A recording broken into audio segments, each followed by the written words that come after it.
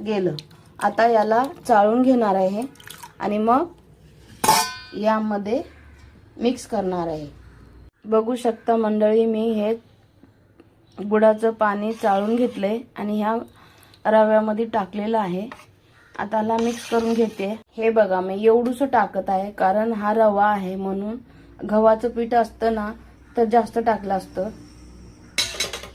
हे आहे वेलची पावडर, इलायची पावडर. आता याला मी मिक्स करून घेते.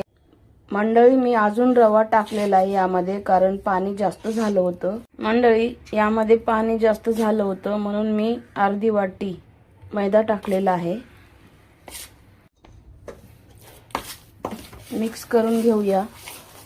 हे असं झालं पाहिजे कारण रवा आहे ना म्हणून जास्त पातळ नाही करायचंय आणि हा भिजल्यानंतर सुद्धा अजून पातळ होणार आहे. बघू शकता मंडळी, असं पीठ तिंबायचं आहे. हे बघा, चांगले गुलगुले होतील. जास्त पातळ नाही, जास्त घट्ट नाही. आता झाकून ठेवणार आहे अर्धा तास भिजायला. मग नंतर तळायला सुरुवात करूया. पूर्ण व्हिडिओ बघा आणि मंडळी, आई वडिलांची काळजी नक्कीच घ्या. चला मंडळी, पीठ भिजत ठेवलेलं बघूया कसं झालंय.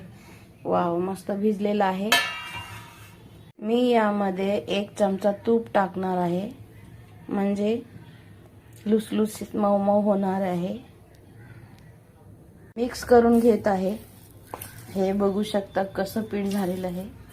हे बघू शकता चांगलं भिजलेलं आहे आपला पीठ. हे बघा, थोडं हाताने मी मळून घेते.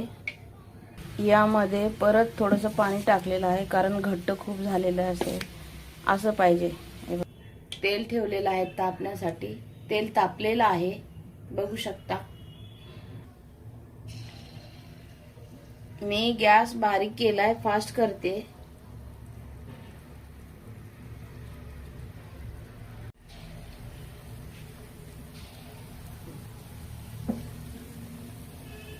हे वरती आलं ना म्हणजे चांगलं तेल गरम झालेलं आहे.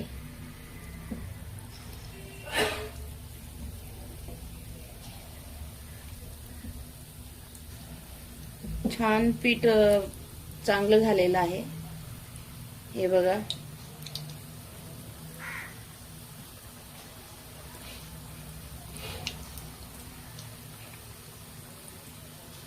पहिला जो पीठ होता तो घट्ट होता खूप.